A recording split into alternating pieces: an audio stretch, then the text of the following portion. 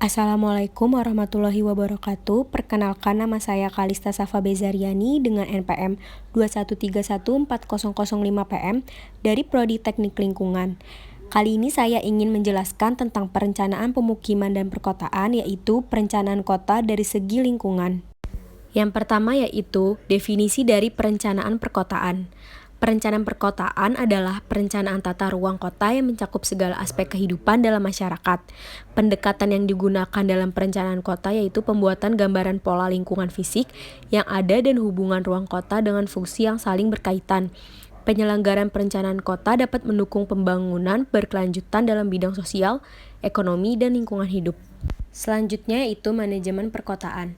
Menurut pakar perkotaan Kusbiantoro, tahun 1993, wilayah perkotaan terdiri dari 3 komponen. Yang pertama, komponen utama, yang kedua, komponen lingkungan, dan yang ketiga, komponen kelembagaan. Selanjutnya yaitu prinsip pengelolaan lingkungan hidup, yaitu mencapai kelestarian hubungan manusia dengan lingkungan hidup sehingga dapat membangun manusia seutuhnya. Selanjutnya, mewujudkan manusia sebagai bagian lingkungan hidup dan tidak akan dapat dipisahkan. Dalam mengimbangi deru pembangunan, konsep kota berkelanjutan Sustainable City merupakan strategi yang ditekankan oleh berbagai gerakan lingkungan. Maka dari itu, konsep Sustainable City inilah yang sangat berpengaruh bagi perencanaan kota dari segi lingkungan. Berikut merupakan contoh dari Sustainable City. Yang pertama adalah Green City, konsep pembangunan kota berkelanjutan dan ramah lingkungan yang dicapai dengan strategi pembangunan seimbang antara pertumbuhan ekonomi, kehidupan sosial, dan perlindungan lingkungan sehingga kota menjadi tempat yang layak huni tidak hanya bagi generasi sekarang namun juga generasi berikutnya. Selanjutnya yaitu Eco-City, konsep yang menawarkan kota yang sehat, ramah lingkungan, dan berkelanjutan. Konsep ini mengajarkan untuk kembali ke alam dan menghemat energi, mendorong kota menghadirkan ruang terbuka hijau sebanyak mungkin, dan manajemen kota yang seimbang pada aspek lingkungan, ekonomi, sumber daya alam, dan manusianya sendiri. Lalu selanjutnya terdapat Compact City, yaitu model pengembangan kota yang terfokus pada intensifikasi perkotaan, menetapkan batas pertumbuhan kota, mendorong pengembangan campuran, mixed use, dan mengedepankan peran angkutan umum dan kualitas desain perkotaan, menghindari kota dari efek sprawl city yang semakin parah. Berikutnya merupakan pengendalian pencemaran atau kerusakan lingkungan hidup.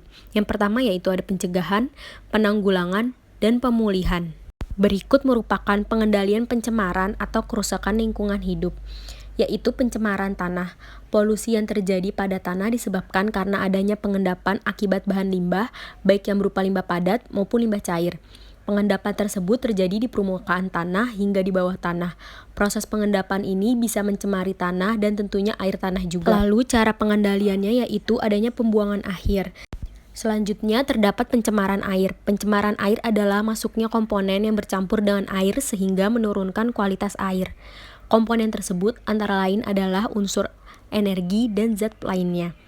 Pencemaran air antara lain adalah pencemaran air laut, pencemaran air tanah, air sungai, dan air danau. Lalu pengendalian pencemaran air yaitu terdapat sistem drainase. Sistem drainase dapat mencegah berbagai masalah, diantaranya mengurangi kemungkinan banjir, mengendalikan permukaan air tanah, erosi tanah, dan mencegah kerusakan jalan dan bangunan. Sistem drainase yang baik dapat terhubung secara sistematik antara satu dengan lainnya dan bertujuan agar air mengalir dengan baik. Lalu selanjutnya terdapat pencemaran udara. Pencemaran udara merupakan satu keadaan yang melibatkan pengenalan sebarang bahan kimia. Contoh pencemaran udara adalah seperti gas karbon dioksida, sulfur dioksida, klorofluorokarbon, bau-bauan, logam toksik seperti plumbum, tembaga, dan sisa radioaktif. Lalu pengendalian pencemaran udara yaitu adanya penghisap debu dan asap industri, pengaplikasian mesin dust collector sendiri sebagai filter udara yang akan membuang udara kotor ke tempat penampungan sementara yang kemudian akan dibuang keluar sehingga kondisi pabrik tetap steril dan bersih dari udara kotor. Filter ini sangat berguna untuk tidak adanya pencemaran udara karena apabila udara yang keluar dari asap pabrik itu sangat berbahaya bagi lingkungan sekitar sehingga perlu adanya filter dari asap tersebut. Kesimpulan dari penjelasan tersebut yaitu apabila keseimbangan lingkungan terganggu, maka kualitas lingkungan juga berubah. Pembangunan berkelanjutan melakukan pembangunan untuk memenuhi kebutuhan saat ini tanpa mengorbankan kebutuhan untuk generasi di masa mendatang. Dengan melibatkan pada daya dukung lingkungan, pencapaian keadilan sosial, berkelanjutan ekonomi, dan juga lingkungan. Sekian penjelasan dari saya tentang perencanaan kota dari segi lingkungan. Terima kasih. Wassalamualaikum warahmatullahi wabarakatuh.